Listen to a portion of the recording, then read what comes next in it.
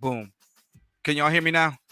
I think I might have been doing all this talking and you weren't even here. I told you we're working through some technical difficulties and I'm not really sure what's what, but it is what it is. A lot of times in life, you can't control some things, so you just got to work with it. So, just in case you were not hearing me previously, tonight we are talking about generational curses. All right, generational curses.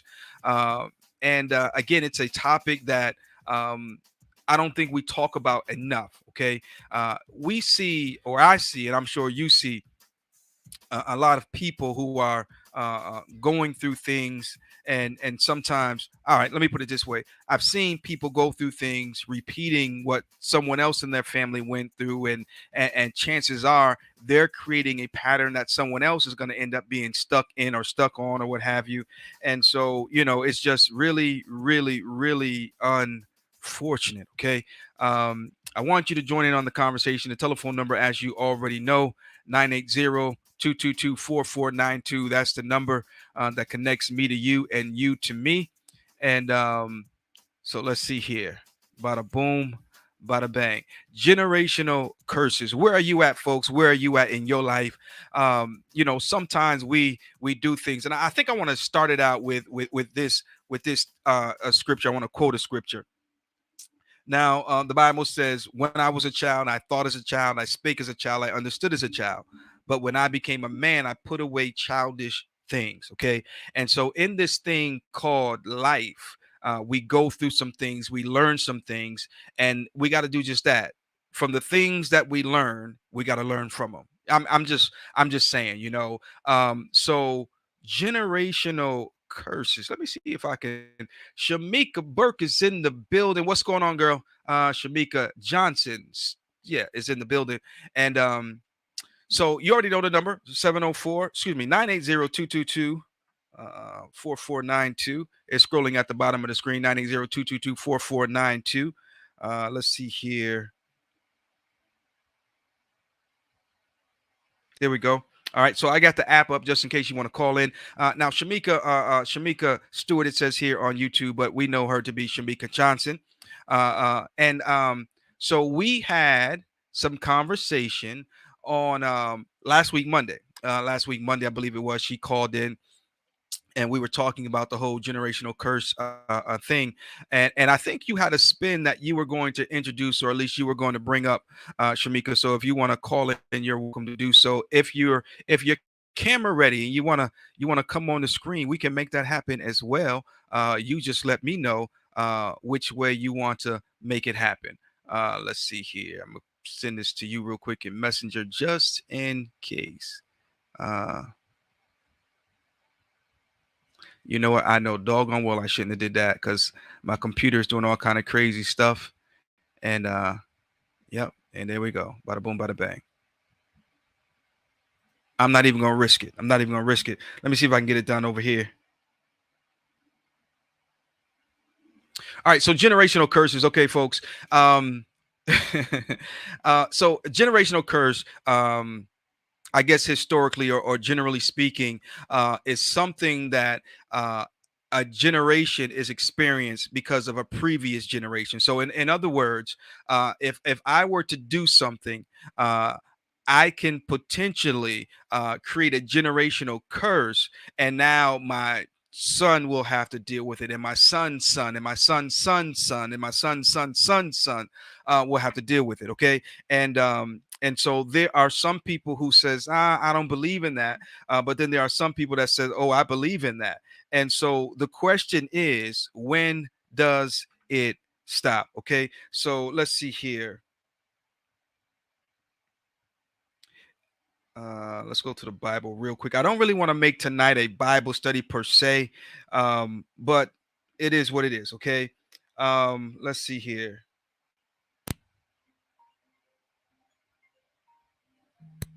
Ladies and gentlemen, we have a caller on the line. Good morning, caller. How are you doing on this evening? Can you hear me loud and clear? I can hear you. Can you hear me okay? I'm in the car. Oh, you're in the car. Which one you in tonight? You in the Lambo or the Porsche, or you in the Range Rover? Which one you in? I mean, it's You Monday, know so it's the rain. I mean, I know it's Monday, and you usually kind of modest on Monday, so you might just be driving something a little bit more, normal, you know. But how you doing on tonight? I am blessed. I cannot complain. Amen, amen to that. Okay, I can hear you loud and clear. So generational curses. What's up? What you got on your mind? And ladies and gentlemen, for y'all who do not know, we have on the line with us the one and only Miss Shamika Johnson in the building. Ladies and gentlemen, give it up. Yes, yes, yes, yes, indeed, yes, indeed, yes, indeed. Okay, so go ahead and talk to us on tonight.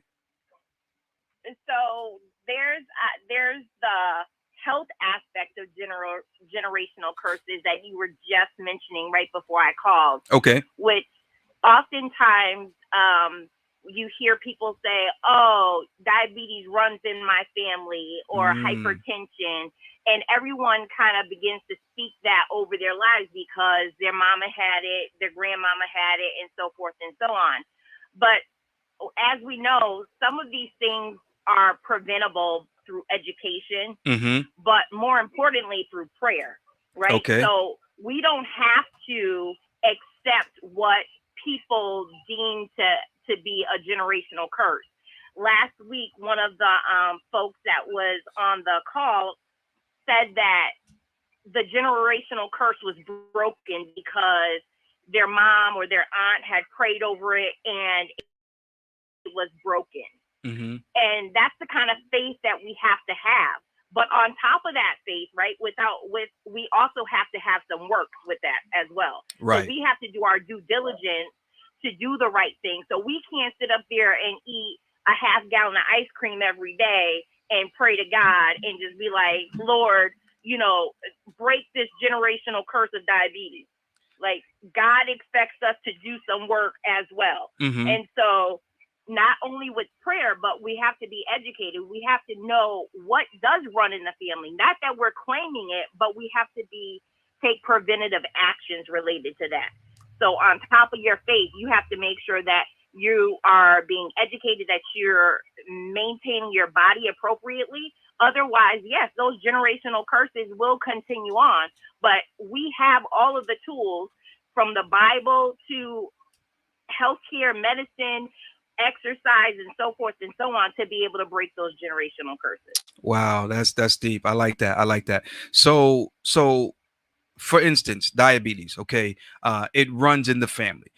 So just because it runs in the family, when it comes to me, it runs out. You know what I'm saying? But exactly. Yeah, that part right out, there. Runs around, Yeah. runs by, but it's not running through me. Right. It runs out. When it comes to me, it runs out. And so another word that you said that I think was very important was education. Now, okay, I realized that great grandmama had diabetes and grandma had it and so on and so forth. But as you said, a lot of this stuff is preventable, you know, but once we begin to say, you know, in other words, once we begin to claim a thing, not only do we claim it verbally, but we literally give it power once we start doing things like that. And so now, because you are claiming it, now you attach an expectation to it as well, in a sense. Right. The Bible says that there's both power, there's life and death in the power of our tongue. So instead of speaking life and saying, I rebuke this diabetes over myself and over my children and those generations to come, we do the reverse. We say, oh, yeah, well, my mama got it, my daddy got it. You know, I'm going to get it eventually as I'm eating a half gallon of ice cream. Wow. So, you know, you have to have faith, and it has to be faith in action. So I'm believing God that I'm going to not become diabetic. And the education piece is, you know what? I'm going to eat properly. I'm going to make sure that I adjust my diet and exercise appropriately. Now, there are times that people that, you know, it starts with someone, right? Someone in the family got it. But that someone still could do things that even with their diagnosis, there's quantity and there's quality of life, right? There's some people that have been diagnosed. Matter of fact, I had a patient who was diagnosed with diabetes, and it was a generational curse. And he was probably one of the first persons, and he wasn't even faith-based. He wasn't spiritual. He wasn't religious, none of that. But he did the work. Okay. And so he was just like, you know what? My mom got her foot amputated and he wanted better. He wanted to do better. So he did the drastic thing. He did end up having surgery. And so, but the surgery doesn't do everything, right? Because Right. the surgery will not prevent you from wanting ice cream. Mm-hmm. You have to have some discipline. You have to, put forth effort still. That may have jump started the weight loss to help him to be able to move and exercise better so he could better control his weight. So, we can't just sit there and act as though these things are actionless. There was an action that took us to the refrigerator to get the half gallon of ice cream. There has to be action away from that refrigerator too. You have a choice to walk to it or away from it. And you could be walking to the door to walk a couple of miles instead of sitting down and gaining a couple of pounds. Let me ask you So this. we have, Go ahead. sure. Okay, so you No, mentioned go ahead, Shelby. you mentioned the ice cream, right? Going to the refrigerator, and the thing that popped in my mind, and I want to get your take on this, is emotional eating. Oh, absolutely. So emotional So eating is a real thing. absolutely. It's Okay. very much a real thing. Okay. So a few years ago, I had a girlfriend who I noticed, for us, Wednesday is always fast day. Mm-hmm. That was conditioned into us. That Wednesday is always fast day. Not that you can't fast on any other day, but, traditionally that is at least your one day a week that you would fast. And so this young lady was around me, and I kind of noticed that when we were going to lunch and if we invited her to lunch, she wasn't going. Mm-hmm. And so in my mind, my Christian mind said, oh, well, maybe she's on a fast. And, I respected that. And you don't always talk about when you're fasting and so forth. But then a couple of weeks went by and we just happened to have a conversation. She was like, oh, I'm doing intermittent fasting, which is very different for some people related to a spiritual fast. So there's fasting for your body so that your body goes into ketosis. Now, what is So you ketosis, said intermittent fasting? What's school me, please? intermittent, Okay. intermittent fasting is basically, so there's several different ways that you can do it. Okay. There's 24 hours in a day. And what I do now is I do what's called a 16 and 8 fast. Okay. So for 16 hours, I fast. And then for 8 hours, I have a window that I'm able to eat in. Okay. Not that I'm eating for 8 hours continuously, but within this 8 hour window, I'm eating. Now you can pick the time frame that you want to eat because some people work, third shift, second shift, first shift, or whatever. And so what you consider your day may be my night, just because of the shift change or whatever. But for 8 hours, whatever block of time, continuous block of time, there's an 8 hour window that I'm able to eat within.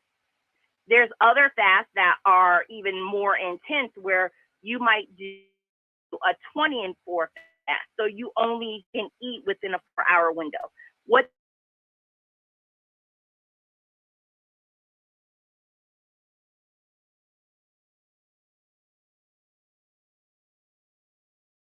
but you only can eat for 4 hours. And so what that means is you even tasted the food yet, but it's presented to you, and immediately you're like, I'm paying $20 and that's all I got. You don't even know if it's enough to fill you up yet. You are just your eyes think you don't have enough immediately, Right. and so it's sending signals to your brain and to your stomach. It's like, okay, and oftentimes we don't listen to our stomach. We just think with our eyes saying, oh, this isn't enough. We got to eat more, or my plate still has food on it. I still need to consume. Right. One of the worst things that we do growing up, I know it happened to me. I'm sure Edna did it to you, where she's like, you better eat all that food on your plate, right? You ain't gonna waste none of that You've stuff. heard that before. Oh yeah. Yeah, you're not gonna waste them. There's children in Ethiopia Right, that are right, right. hungry, right? And so we are conditioned to overeat from the very beginning. Not that my stomach is now full, the signal has reached my brain and my stomach, and now it is full, and I should stop eating. No, the message from early on is you better eat everything that's on the plate. And for African Americans and a lot of black and brown communities, we still eat very poorly. We eat as though we're still enslaved. We eat as though we are still hunting and gathering. Mm-hmm. The only hunting and gathering that we're doing is at Stop and Shop, Kroger's, Piggly Wiggly. That's all She we didn't doing. say Piggly We Wiggly, go did she? into, I sure did. We just go into the meat market. We going to pick this up. We're not hunting, but yet we're still consuming food as if we are burning a whole lot of energy. And so we're not working crops anymore. We're not, doing a whole lot of manual labor like that we have to have a lot of carbs. But most of the time, even when you go out to eat or when you fix your food at home, a lot of people, if you look at your plate, it's half full of carbs, at least half full of carbs. And so even that little food triangle that we learned when we were younger about how to eat, how many fruits and vegetables, how much carbs and all of that, when you really think about it and when you really learn about it, it set us up for failure because the food items that we're consuming and the carbs that we don't need that amount of carbs. We're not, especially if you're sedentary. So if you have a job that you're sitting down a lot for, yeah, what really happens to your body is you consume these carbs. We eat heavy, right? We eat a heavy dinner at night right before we go to bed. So we're carb heavy. We have a big potato. We have a half a plate of rice or something. And then we go to sleep on it. Mm-hmm. But now our body is trying to burn all of that and it's trying to burn it when we're asleep. When we're asleep, our body is supposed to take a break. And now we just consumed all of these carbs, which breaks down into sugars. And so now our body thinks, okay, you're going down, you're going outside to cut down some trees, to go hunting, to go running, because you must be doing this because you just had all these carbs. And of course we're not. We're going to go lay down and go to sleep. Wow. And so now we've had 3 big meals. Mm-hmm. Always have 3 good meals a day. I don't necessarily agree with that. And a lot of dietitians will even tell you that as well. You don't have to have 3 large meals a day. You just have to consume enough to keep your blood sugar constant throughout the day. Wow. So we eat all these large meals and then we go to sleep on it. Mm-hmm. And with a lot of eating the meat protein, it takes your body almost 2 days to consume 4 ounces of beef or Yeah. meat protein. Yeah. Yeah. So if we're eating, just think about if you're eating chicken or beef or whatever, twice a day, some portion twice a day. So if it takes you for 4 ounces, it takes you almost 2 days for that to fully be broken down out of your system. In one day, we've eaten almost a half a week's worth of food, Wow. a meal protein. And so when is our body ever getting the break to be able to break it down and to, process it appropriately? We always feel bloated. We feel heavy. We're tired. Our blood pressure's up and we wonder why. Excuse me. Yeah. So let me ask you this. As it and you don't have to go into detail, but as it relates to generational curse, do you think do you think you have experienced a generational curse, or at least identified a generational curse within your family, whether immediate or distant? And again, you don't have to go into detail. I'm not asking you to do that, but have you recognized or do you acknowledge one in your family at all? I recognize that there is one, Mm-hmm. but I don't receive it or accept it. Okay. For example, high blood pressure Uh-huh. and diabetes. Okay. So those two are what's called they're called sisters. So if you're diabetic, Mm-hmm. most often you're going to become hypertensive because their sister excuse me, same thing like when you have a diabetic in the household. Mm-hmm. So a husband and wife, they're consuming the same thing. Mm-hmm. So, if they've been together 30 years and they're consuming the same foods, it's most likely that both parties at some point in time will become diabetic. If one person is in that household, then the other person is, because they're consuming the same diet. So let me ask you this. So they're in the same household, they're consuming the same diet. One, let's say the wife acknowledges that generationally, diabetes runs in the family. The husband doesn't run in Mm-hmm. his family, but because they're eating the same foods, eventually he too may become a diabetic. Correct? He very well may be, because over time Mm-hmm. your eating habits will produce those type of effects. Okay, So if I'm with you. I am hypertensive, I'm hypertensive, which means I have high blood pressure. My high blood pressure was more so related to stress. Okay. So, but nevertheless, the things that people normally eat will still contribute to my hypertension. So my hypertension was originally diagnosed as stress related hypertension. But regardless, if I eat a salty meal, it's still going to drive my blood pressure up. So even though it was not related to my sodium intake, it still has, that sodium still has effect on it.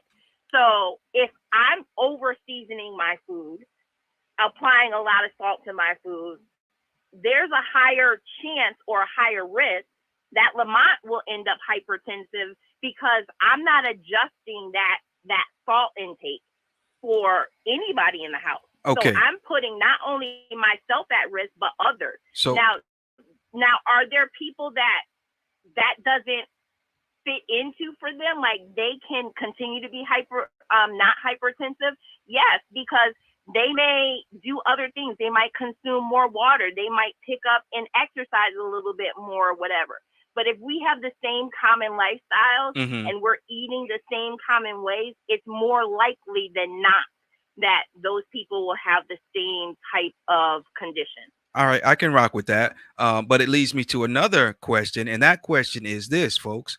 How much of what we call generational curses is just that, and how much of it is actually just bad habits and bad thinking? And what I mean by that is, Both. like, right, like you said, if we're consuming the things that's causing and contributing to high blood pressure, low blood pressure, whatever, diabetes or whatever, but at the same time, we are mentally and emotionally saying that this runs in the family, which in essence we're saying we're subject to it and we're powerless to it. So that can at a level of stress because we're thinking, okay, I'm gonna have what mama had and what mama had, and but in all actuality, we could educate ourselves and then change a few habits and stop this whole cycle. Right. And knowing what's in your family line is Helps. not accepting the illness. It's Hmm. just the knowledge. It's the Right. tool that will help you not to be another statistic in that family bloodline. Absolutely. So some people will say, like I remember when I had a health issue, and it was related to cancer, and a friend of mine was just like, "Oh, I'm not." The choice was mine as to do some DNA tracing, some gene tracing, to Hmm. see whether or not there was a particular gene that exposed my bloodline to this type of disease, to this type of cancer. And so I really thought about, whether or not I wanted to do it. And I was just like, oh, I don't want to do it and everything else. And then I said, you know what? I should, not necessarily for myself, but for my children. Mm-hmm. So when they begin to have children and so forth, they need this information for awareness purposes. And so I had a girlfriend who was like, nope, not no, I don't want to live in fear and so forth and so on. And I didn't take the information as being something to be fearful. It's scarier for me to live a lifestyle knowing that I could have prevented some things rather than living carefree and driving myself to a more sudden death, Mm-hmm. is how I viewed it. Yeah. And so I took that information and I embraced that information rather than being fearful of the information. That's what's up. And then I want to go back to something that you had brought up saying, but we never went in on it, Okay. was emotional eating. Okay. So yes, emotional eating is absolutely real. Oftentimes we're conditioned again that we get up, we brush our teeth, we go and eat breakfast. We have lunch, it's 12 o'clock. You know, the job tells us lunch hours are, you know, if you work in the daytime, it's between 12 and like 1:30 is your general lunch time. Mm-hmm. And then, you know, dinner time. So like we again have been conditioned that these are the times that we should eat. But have you ever not eaten at those set times and didn't feel like you missed out? Like you went past your lunchtime and you weren't like, oh my gosh, I am starving. No, like you were like, hey, you know what? I'm not hungry right now. And that's okay. You should be listening to your body rather than watching a clock. Mm-hmm. The clock doesn't tell us when we should eat. Breakfast is not a set time. Breakfast is when you break your fast. Mm-hmm. You break your fast when you choose to, not, you know, at 8 a.m. because that's just what time we think breakfast hours are, you know, or whatever. And then if you do eat at 7 o'clock, why do you have to eat again at 12 o'clock? Are you truly hungry, or are you just watching the time, or you have been so conditioned to believe that? Are you there? He doesn't even desire. Shamika, you there? We lost you, girl. You there? Can you hear me? Can you hear me? I can hear you now. We lost you for a little bit there. Okay. I'm not sure what you heard last, but yeah, emotional eating. So, like I said, you often are conditioned to eat at certain times, Right. but at the same time, out of stress or out of anger or something, people want to do something and they don't know how to address what they're feeling, and their body starts walking toward the refrigerator, or if there's something that is right next to me in my eyesight, then you'll grab it and you'll start putting it in your mouth. Yeah. Some people have really bad emotional eating habits, and other people have the reverse of that, where they don't eat. They're so overwhelmed that they can't eat, and they can go days without eating. That's equally as bad. Yeah, absolutely. So you know, you're doing your body a disservice. I go. Yeah. Well, we appreciate the knowledge you're spitting on us on tonight. We definitely got to get you back on the show and talk about a few other things as well. We got a future show coming up, and we're going to be talking about getting control of our body, you know, eating healthier and different things like that. So I think that'll be a good show to get you in on as well. But tonight we're talking about generational curses. Number one, do they exist? Number two, what is it? Number three, why me? You know, and so I do believe that they exist, but they don't exist. Now, what I mean by that is, there's a scripture in the Bible, Old Testament, where, and just to paraphrase, what he's saying is, for several generations, your kids are even going to suffer, and but New Testament, there's a different story. You know what I'm saying? And so the Bible lets us know that no longer shall the children suffer for the bad deeds of the father. However, they will not suffer directly, but sometimes indirectly. Okay. And so when we suffer when we suffer indirectly from what our fathers has done, case in point. Now, hypothetically speaking, if my daddy was a pimp, right, and he wasn't, but if my daddy was a pimp, and I saw him handle women a certain kind of way and live a certain kind of lifestyle, chances are it would affect me in such a way that I would probably be just like him. You understand what I'm saying? And so now his sins fall on me. They don't, but they do. You know what I'm saying? And I think number. But you can even take that, you can take that to another level. We can talk about women who abuse substances, whether or not it's alcohol Hmm. or, drugs while they're pregnant, right? Okay. So that woman is the one who's abusing those substances. Right. But the baby comes out with alcohol syndrome, Hmm. or the baby is addicted, to drugs. Hmm. You heard the common phrase crack babies and so forth. Like, those are real conditions Yeah. where the baby comes out and they are going, suffering through withdrawals because the bloodline is a real thing. Like, So what it is goes a in real our thing. body, and It is a real yeah. thing, but So here's what people have to understand. My mama was a crackhead, and when I was being, when she was carrying me, I got, addicted and became a crack baby. But it's really not a generational curse; it's consequences of choices, and I think we give it too much power, and saying, well, it's going to happen to me, it's going to happen to my kids. No, these are consequences to choices that were made. Unfortunately, even though the baby had no choice in the matter, the effects, it affected him still. You know what I'm saying? But right, we've got to right. see it for what it is, in my opinion. You know what I mean? You there, girl?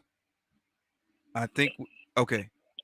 My present condition Uh huh. um, does not mean that that is going to be my outcome.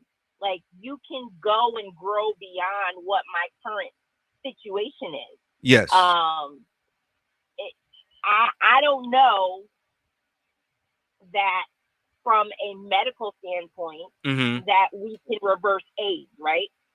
Okay. We but with prayer, I believe that God can do anything. Absolutely. Um, so accepting something and acknowledging something or an awareness of something are not the same thing. Being aware but not accepting that this is mine are Mm-hmm. two different things. And so I agree. I know what you're saying about, knowing that they exist or knowing that it's possible, but not having it be a generational, like something that you have to take hold on or Right. accept it. I absolutely agree. It doesn't have to be yours. It's not mine. Yeah. Diabetes is not mine. I rebuke all of those things. That You part. know, exactly. I rebuke all that, and I have to do my part to make sure that I'm not rebuking it and not having the faith that follows up with that. So we can rebuke a thing, but then we have to safely set parameters so that the very thing that we're rebuking doesn't overtake us. You understand what I'm saying? Right. So I mean, we Yep. can't pray and say, God, take such and such away, take such and such away, but yet still we still keeping the door open for it. You know what I'm saying? Right.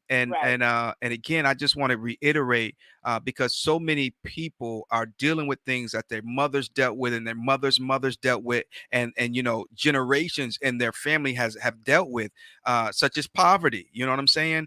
And you so often, or every now and then, you'll hear someone say, I'm the first one in my family to ever graduate high school or college or whatever.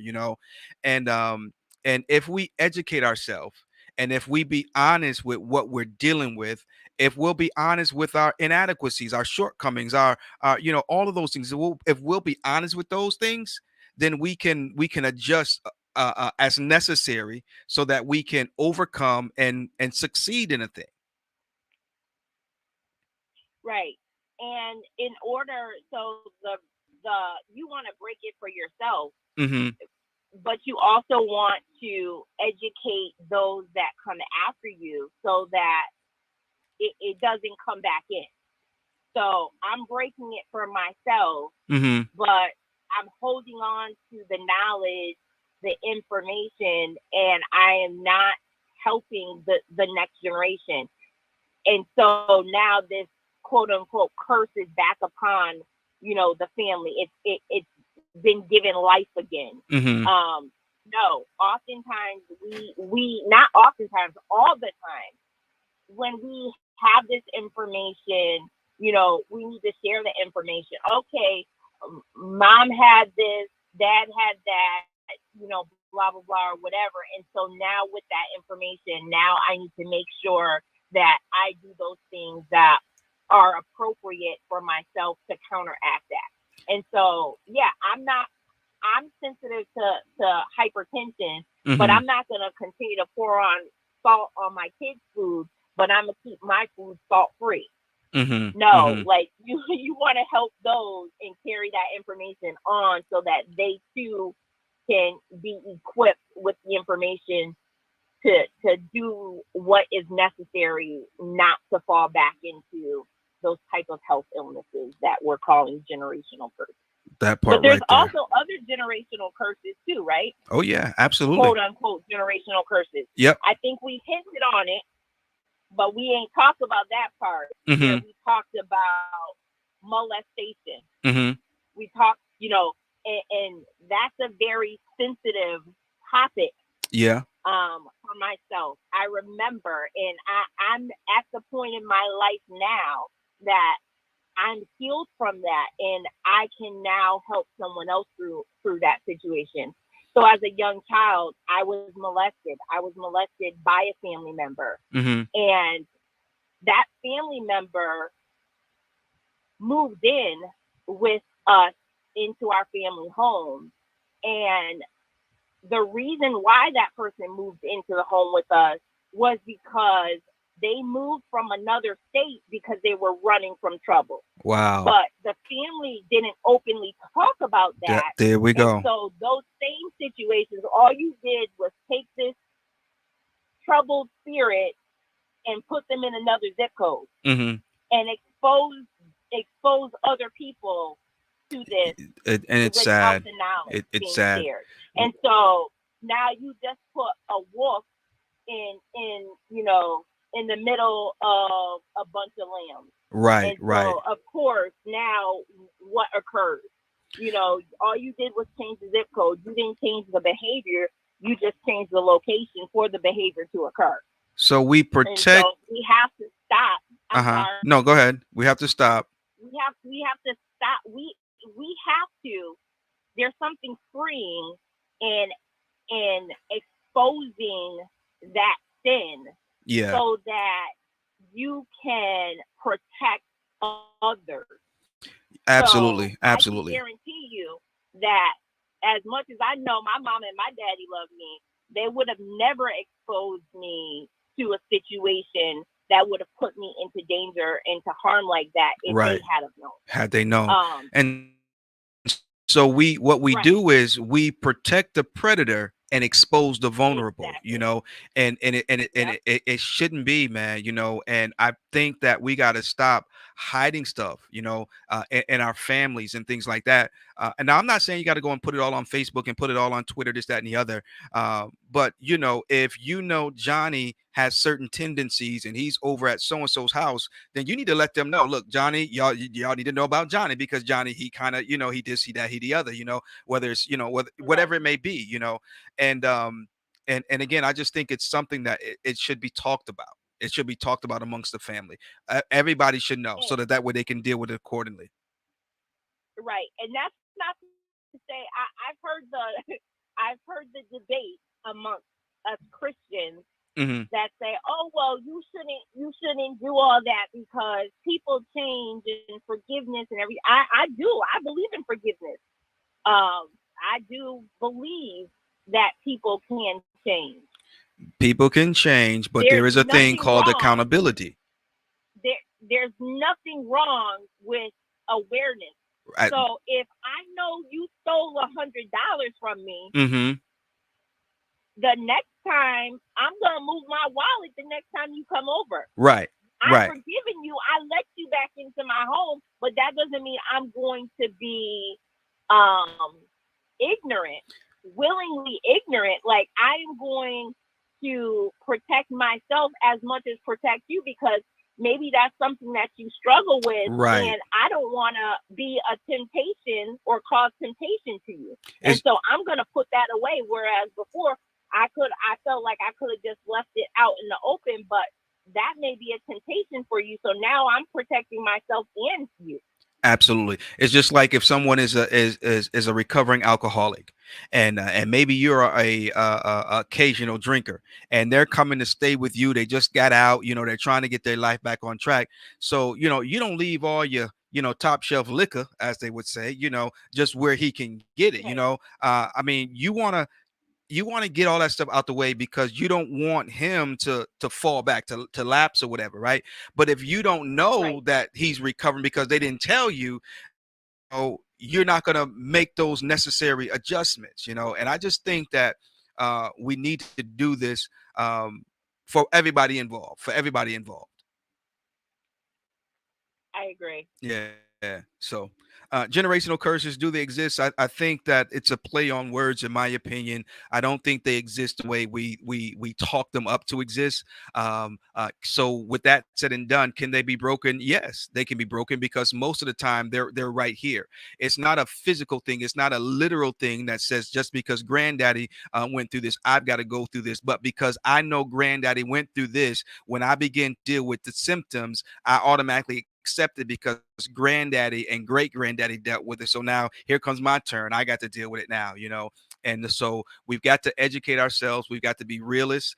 If granddaddy was a drunk and great granddaddy was a drunk, then I might want to, go easy with my alcohol consumption, because there could potentially be a trait if that makes sense, and so we've got to educate ourselves. And I guess if I don't say anything else, we just got to talk as families. We got to talk more.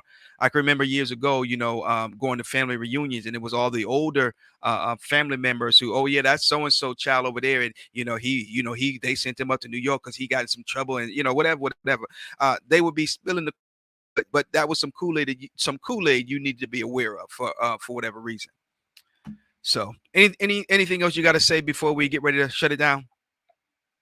No, I'm thankful and grateful for the conversation, and hopefully, some people will go back and have conversations in their own homes and Mm-hmm. with their family members and feel a little bit of peace.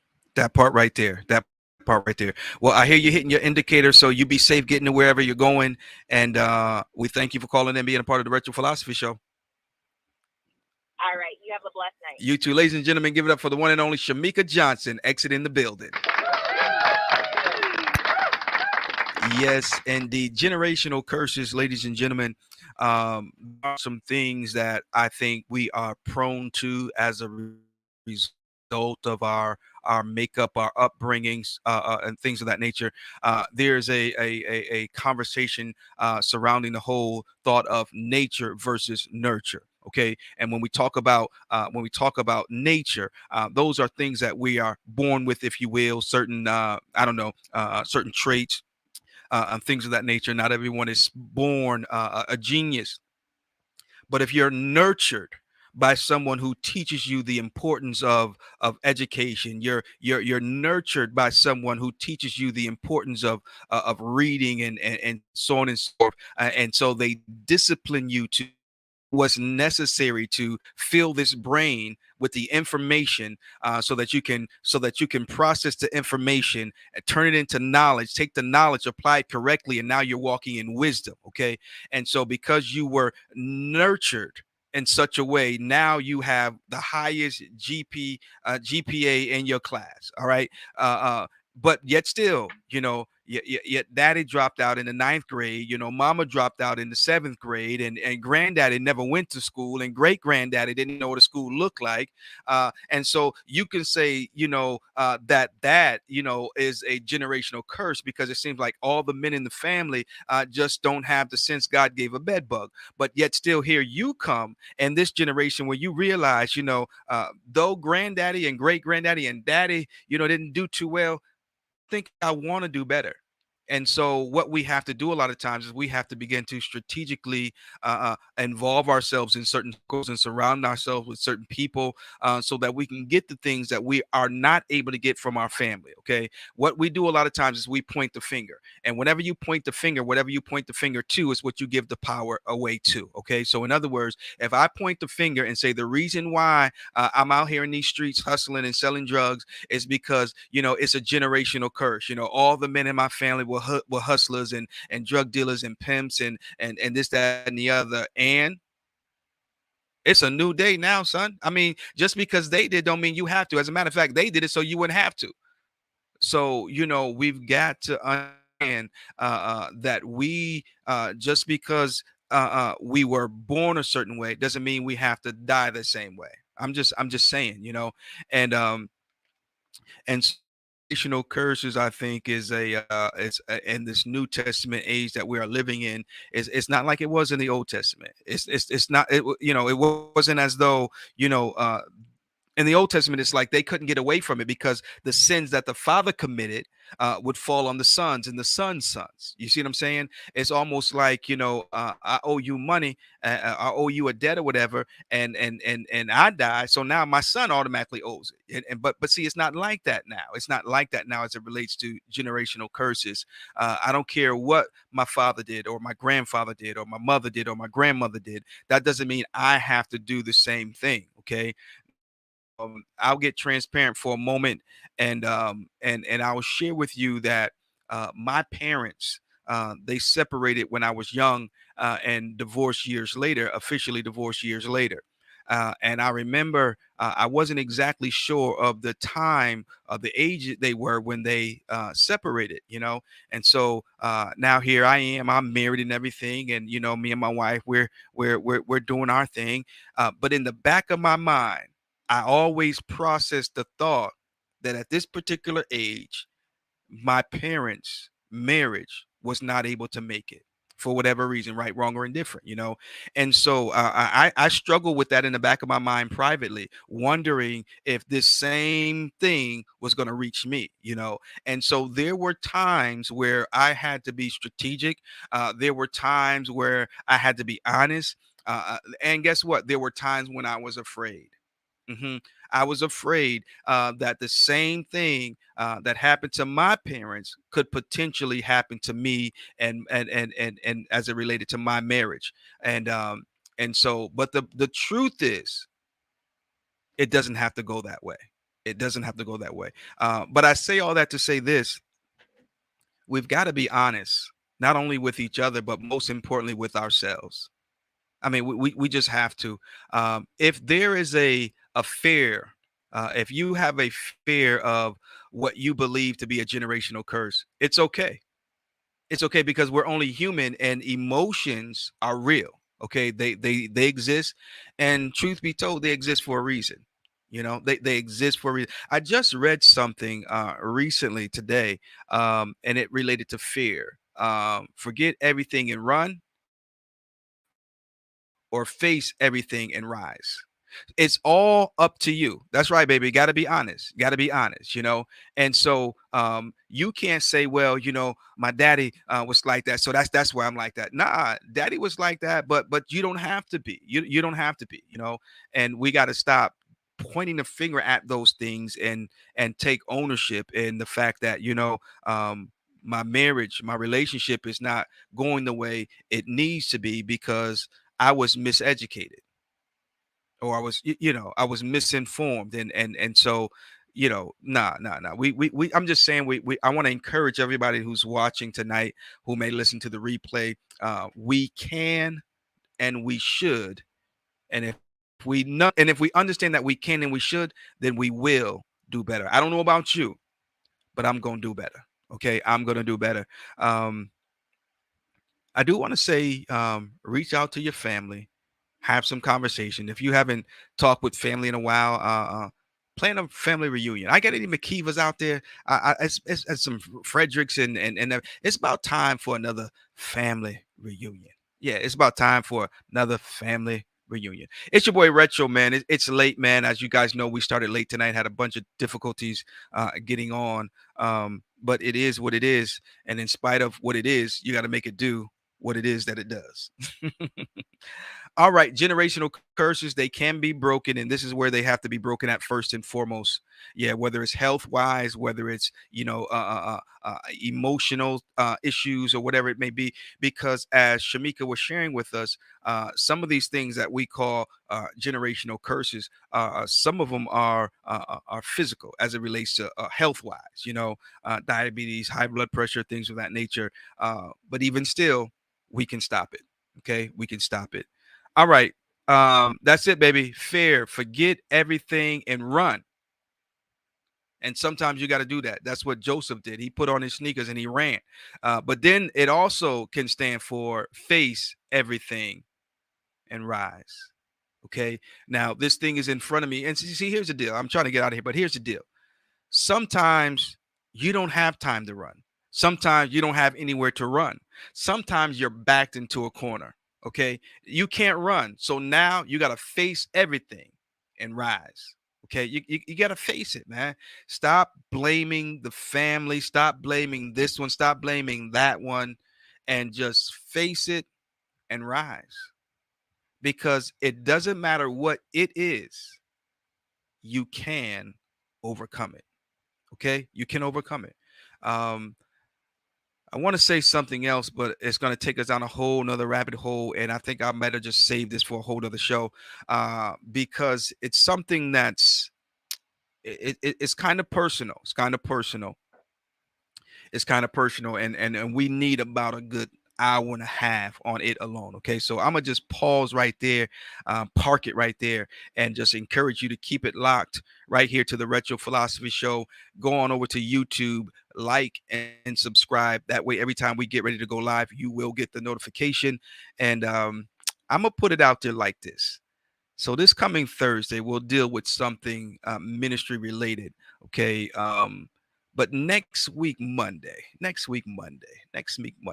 uh, hmm, I'm not even going to tell you. I'm not even going to tell you what we're going to talk about. But I'll put together a graphic here soon, and we'll blast it out over Facebook. Maybe Saturday. No, we ain't gonna do that Saturday because we're gonna be out of town this Saturday. Um, hmm. Stay tuned for Monday. Stay tuned for Monday. We'll see what we're gonna do. We'll let you know. We'll definitely let you know. It's your boy Retro. I'm about to get out of here and call it a night. And we'll catch you guys on this coming Thursday, same station. Right? Go on over. Shamika says, "I'm here for it. I'm here for it." Okay. Brothers, you do not want to miss this coming Monday's show. All right. I'm just going to say that one more time. Brothers, you do not want to miss this coming Monday's show. I'm going to talk about some things and open up the book, roll up my sleeves and be a little transparent. And so we want you to make sure you tune in. I'm out of here for real, for real. It's your boy Retro, and you know how we do it, right? We out.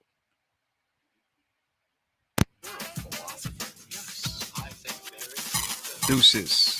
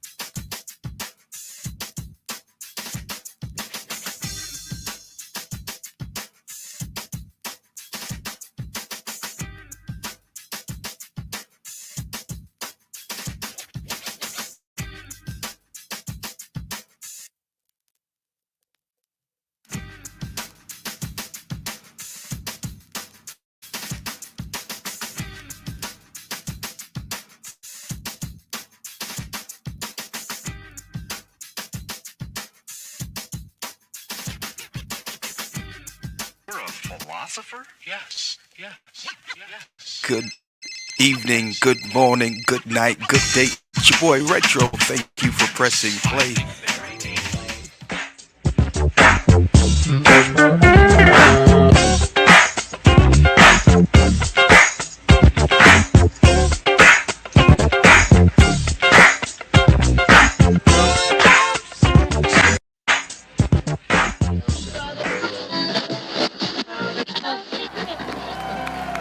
Come on, somebody lift up a shout to the Lord.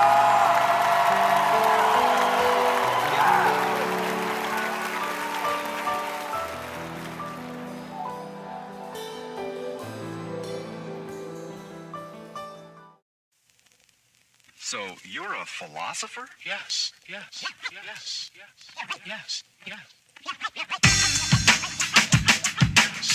I think very deeply.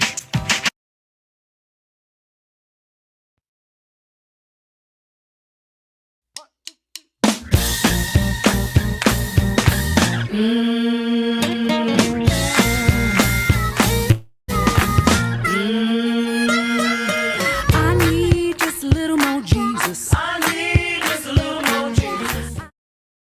Sheldon! Sheldon, start up the mic then! Start up the mic them now! Sheldon, start up the mic then! We are gonna crank up the mic them now!